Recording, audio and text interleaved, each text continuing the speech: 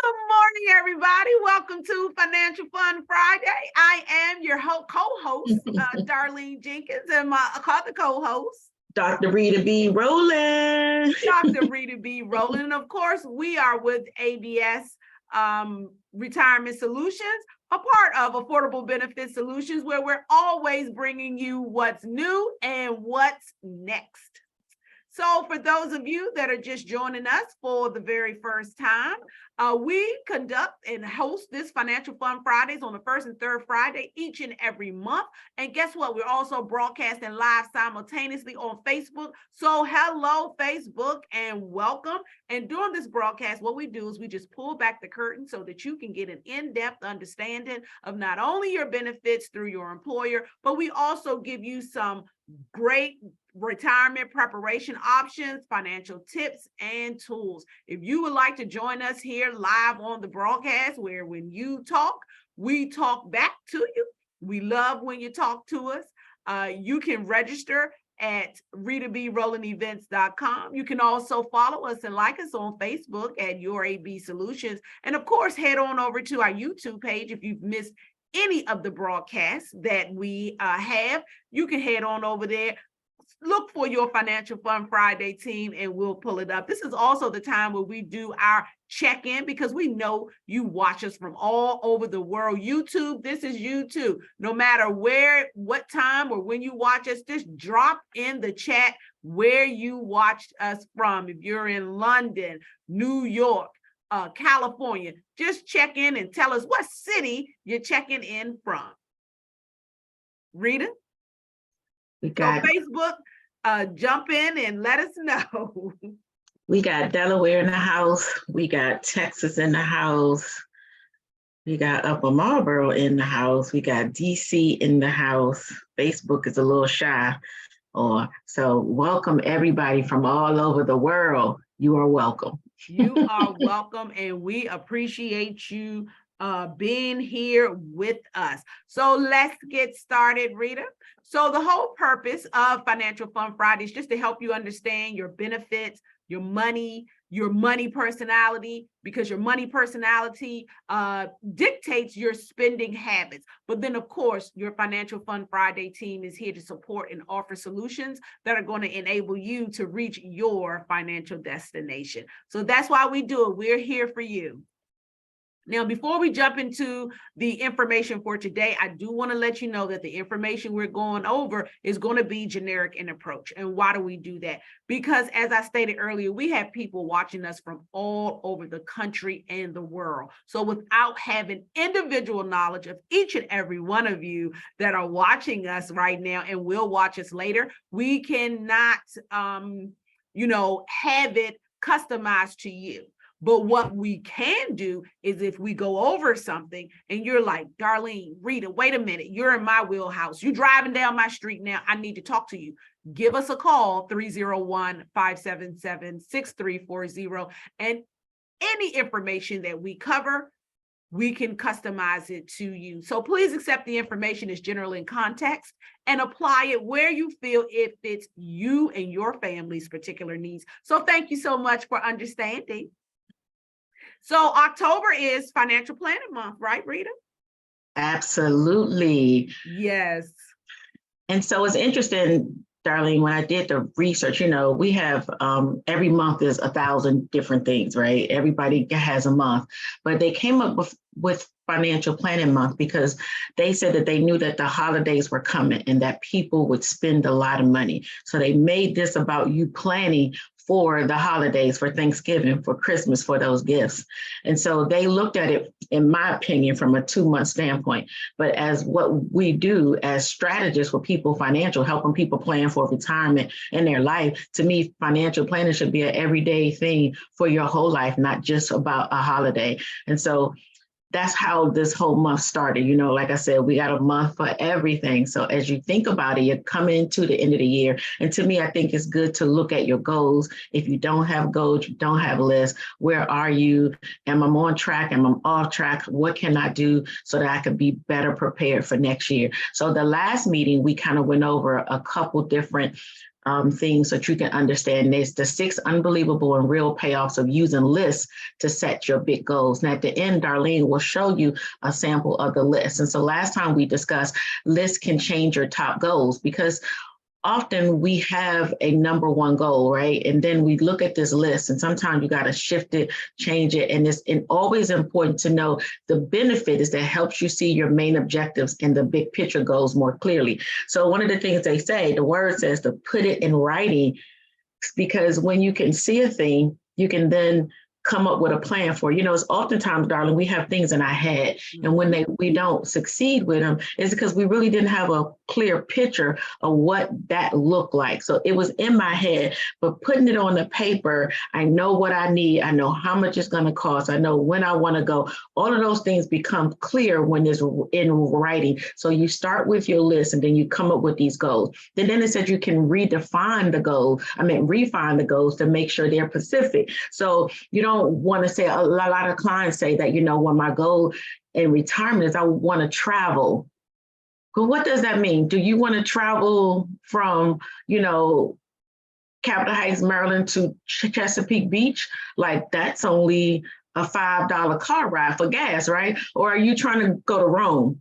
So when you think about your goals, you want to travel. What does travel look like for you? I want to go to Rome. I want to go to Anquilla. I want to go to California. I want to go here. What is the cost for that? Because that travel could be $12,000. We're just going to Virginia Beach and going to Las Vegas could be only $2,000. So when you look at your goals, you got to be a little bit more specific. Like, I want to help my children. What does that look like for you? I want to help them do what? What does that cost you? Because that really does dictate it.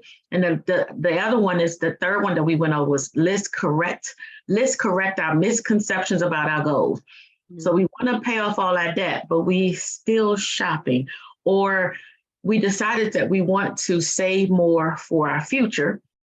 So we're putting money into our retirement plan, but we also have our debt over here growing at a large amount. So are we really saving for our future? Because what happens is people save so much in their qualified plans, Darlene, so their retirement plans are growing. And guess what else is growing?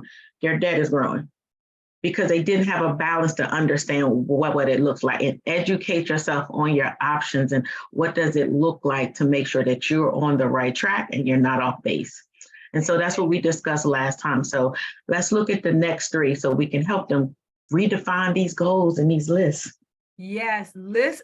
And for those of you that don't know or not on our list, make sure you reach out to us. This is all in our newsletter that we send out, our Insights newsletter, because our people get the best insights. So the next reason why lists are so important to our financial goal is lists can reveal the emotions behind the financial goals. So how much do emotions factor into our financial goals? Now, typically, making a decision around using your emotions and finance is oftentimes not a good option to do. However, in some cases, it is, because our emotions really drill down into why are we even doing it anyway? And it gets to why we set that goal, for instance, and I'll show you on the master list, like, hey, I don't want to feel like I'm going to be a burden on, my family when I get older. I want to feel like I'm doing just as good as my counterparts. And so we'll put down goals like, oh, I want to earn $100,000. But the real reason you want to, or the read what's the word I'm looking for? The embedded reason, the underlying subconscious, the why, like the why you're actually doing it is an emotion that you're feeling. So the benefits of this is that your list can show you how emotionally rewarding your financial goals can be. And it will also show you about the numbers and the bottom line, because you know what your goal is, but you have that why. Well, I want to feel X, Y, Z. Did you have that, Rita? Yes, and that's important, because you didn't think about it. I want to make sure I'm not a burden to my children. Why is that? Because you don't want them to have to pay for your cost. Then because that is a goal of yours, even though it's based on the emotion of you don't want them to be a burden, now that means you need to put something else in place, Darlene, which is called maybe a long-term care plan. Then that has a cost, which has to go on what? That list, that budget, because now you need to know part of your emotions that I don't want them to feel that way. What is the cost of that for you so that it's not a cost to them? Because that may not be on their list to take care of you. Right. It's oftentimes not, Rita, on the list. So I think it's Yeah. important to dig, and oftentimes, Darlene, you know, this was life coaching. I'm always asking why. One of the times the Lord took me like, why? When you think about your goals, why do you want that? It may come down, you know, I just like shopping. I just want clothes. Then we go all the way down to the why. It's because when you was growing up, you didn't have any clothes, or y'all were poor. You know, when we take things from our youth and it becomes our mandate, like, oh, that's why I'm doing that, because I couldn't buy what I want to buy when I was young. So now I'm going to buy whatever I want to buy now. But do you really need that? Is it aligned with what you're truly trying to be? So emotions play a very good part in the good and the bad. And helping you dig through the why will help you get to the bottom line for you to determine, oh, now I understand that's not a good reason. And it can help you to shift. Absolutely. And Rita, another thing that our list can help us recognize is our cognitive blind spots. And what does that mean? The bias that we have, sometimes implicit bias, sometimes just we don't recognize we have the bias, and it could be limiting our goals. So what do I mean by that? Sometimes you can set a goal for yourself that, hey, I want to save in a whole life policy. For instance, I'm going to be my own bank. I've looked into it. That's what I'm going to do.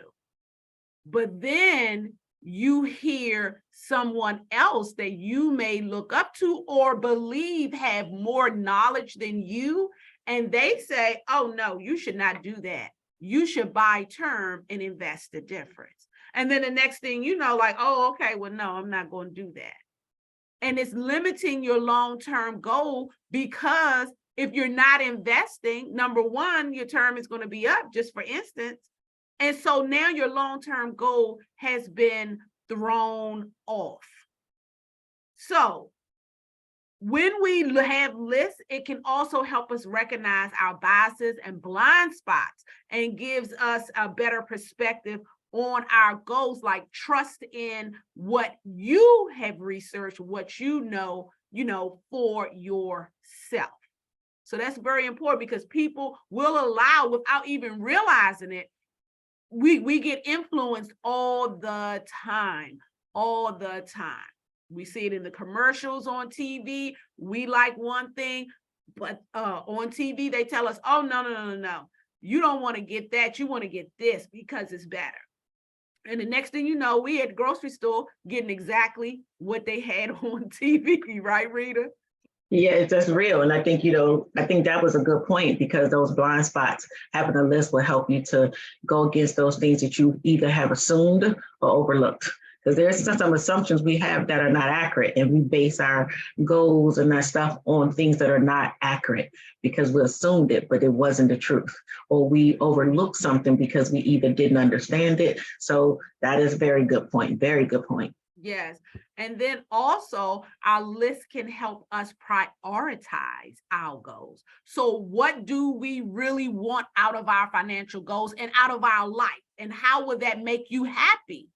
Now, this is a personal example for me, because most of the time, if we're being honest with ourselves, we may not really know what we want, but we have people around us telling us what their goals are, what they want. So when I first got into the financial services industry, I was with a great agency run by men. And I'm saying this because men sometimes have different priorities and goals than women.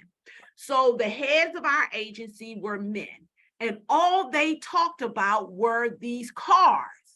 You should get a Mercedes. You need a Mercedes. You need a Mercedes. Now, I was young, and up until this point, I didn't even know. And they weren't saying Mercedes.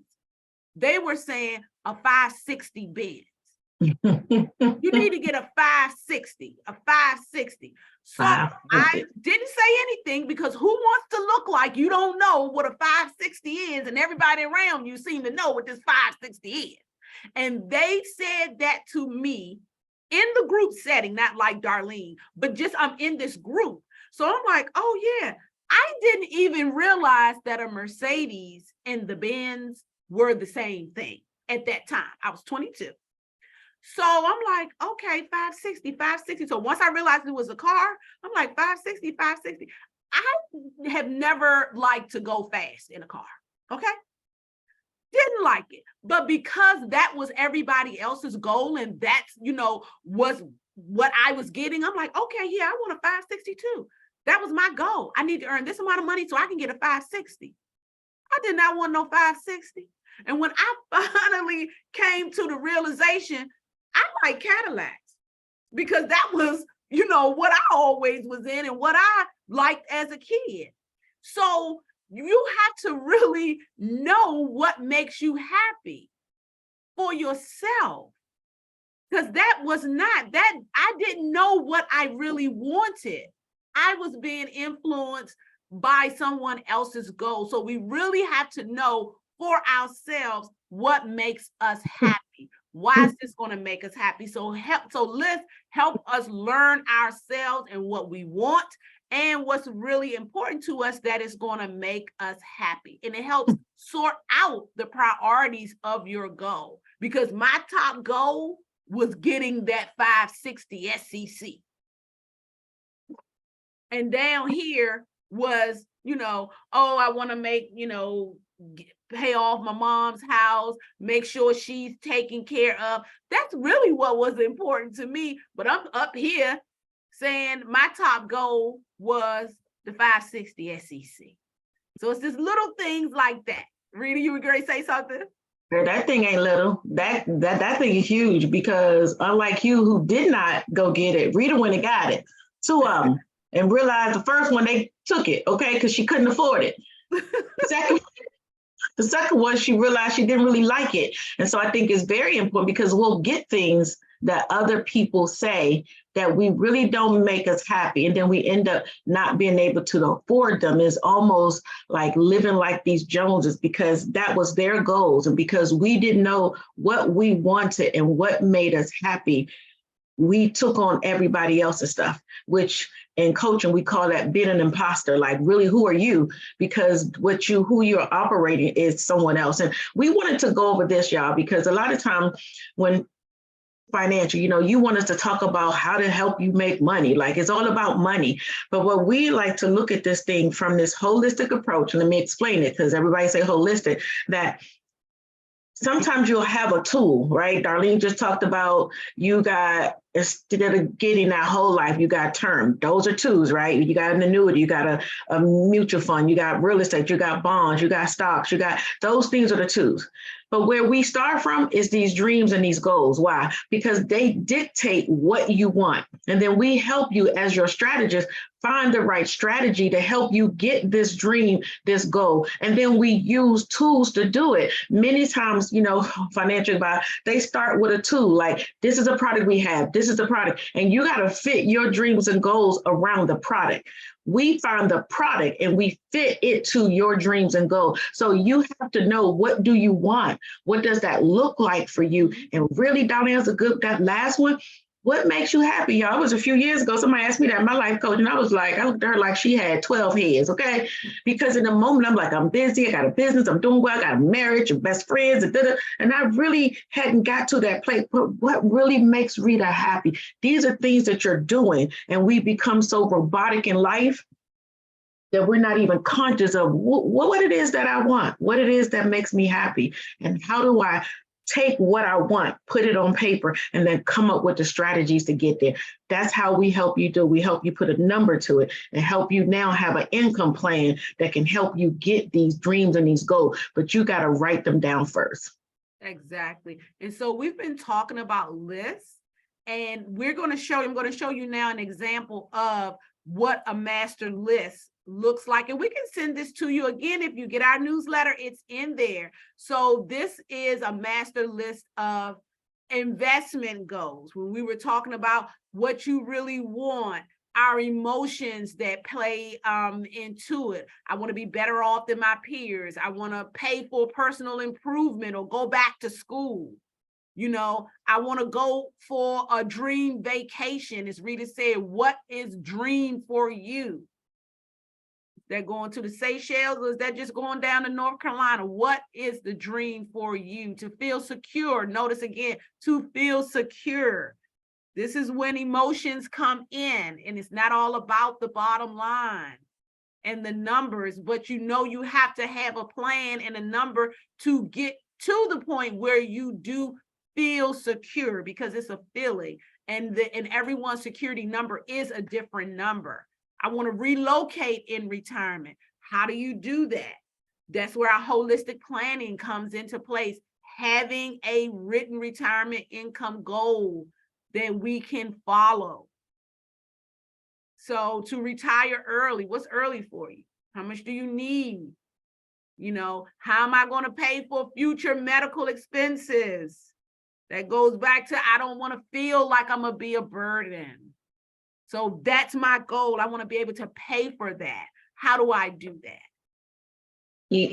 This is really good. And number 4 is one that many people want to start a business, and they lose focus, Darlene, and interest because they did not understand the cost. Like having a business, we're in business. Your talent is the smallest thing that's a part of business if you wanted to succeed. It's all the stuff that people do not see is what keeps this business going. So when you think about that, it's a cost, because if you've never started a business, what is it going to cost you to get the business started? If the business hasn't started, it hasn't made money. So it means your money is going to be needed to get this business started, right? Unless you're going to go get a loan, but you still got to pay it back. So having this list and having these goals really allow you to bring it into focus and then put a number behind it. Even though, as Darlene just said, being secure is not about money, but it is about the money, because if your security means that you got 6 months reserved because you don't want to have to be a burden to anybody or have to use your charge card, then putting 6 months aside is important to you. It still is about you coming up with that number and how do we get there.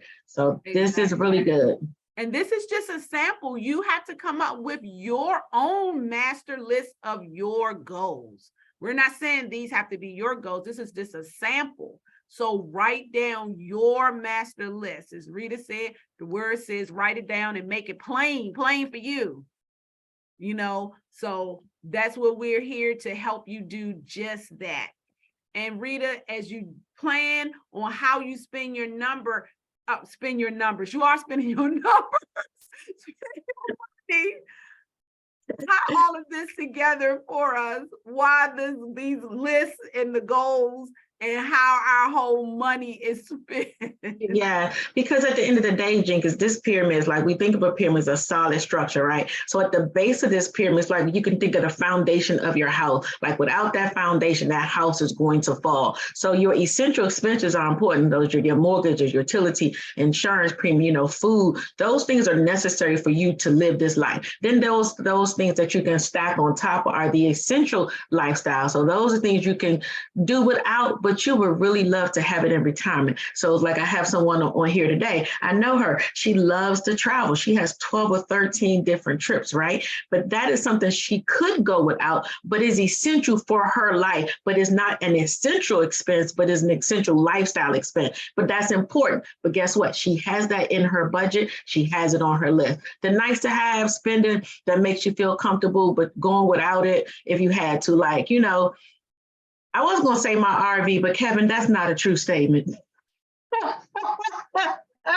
But there are some things that are nice to have, like, I don't know, like, Darlene, I'm not a big car person, but maybe there's something that, that you like to have, but, if you don't get it, you don't get it. And then it's that windfall expense. Like, we have been left the legacy, praise him.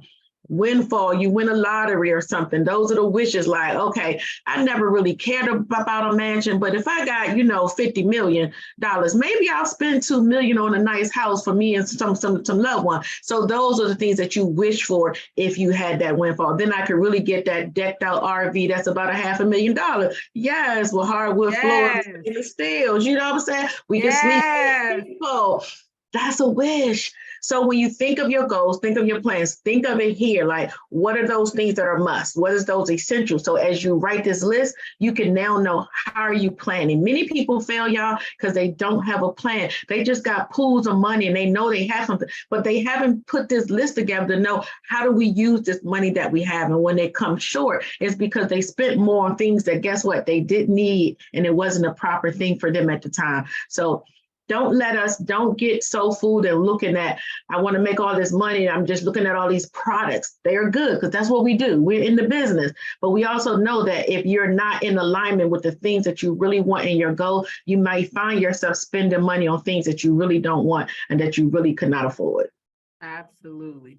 And so what's coming up next? We're going to continue with these goals is healthcare. We're going to dig into some of the things we just went over on this list because on the 3rd, we're going to be talking about the FEHB, the government healthcare open season. Even if you're in county or state government, it may be open season for you as well, or your open season is upon you. So know your options. We're going to go over that. And then we're going to talk about long-term care, the conversation we need to have, but we always avoid it until the last minute. So we're going to get into that in November. Please make sure that you join us on November the 3rd. We're going to try to get an Aetna representative, maybe a Blue Cross Blue Shield representative on as well. So Rita, this is what we do. We talk about planning. And Mr. Alan Lakin said planning is just bringing the future, going out there to 2028 and bringing it right back here to 2023 so that you can do something about 2028 right now. That's right. Look and feel the way you want it to when you show up there in 2028. So contact us today so we can help you map out a strategy to put all of those pieces together. You can go to our website, yourabsolutionsinc.com / or is that a /RFC form, request for consultation form, but RFC form. This has been a wonderful show today. We appreciate you showing up for us each and every first and third Friday. Hey, Facebook, we appreciate you hanging, but please join us in November as we talk all things healthcare on November 3rd. And when you come, bring 1, 2, 3, 4, bring your 5 besties, your 5 lunch buddies at work, your 5 Zoom buddies, your Zoom buddies, because you ain't at work no more. Yes, post us on your Facebook, Instagram, wherever you have social media. Post us, don't keep us to yourself. Share the good news of Financial Fun Friday. It has been great. And of course, you can reach out to us, 301-577-6340. Your Financial Fun Friday team is always here for you. So Rita, did you have something? No, I think, this is another thing, just being mindful and being open. So thank you, co-partner over here doing always a great job. You guys have a great weekend. That's all I want you to do is have a